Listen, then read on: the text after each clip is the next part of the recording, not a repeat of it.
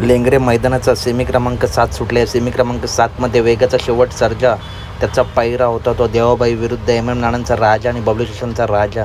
ही लढत बघायला मिळणार होती, परंतु मित्रांनो वेगाचा शेवट सर्जा मित्रांनो पब्लिकनी गाडी लागली होती आणि गाडी मित्रांनो थोड्या पुढे आल्यावरती तासामध्ये गेली.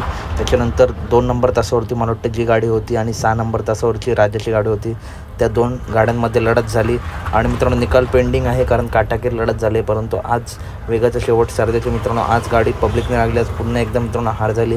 हारजीता खेळाचा भाग आहे, परंतु पुढच्या मैदानात टॉपच्या नियोजनामध्ये सर्जा नक्की दिसेल.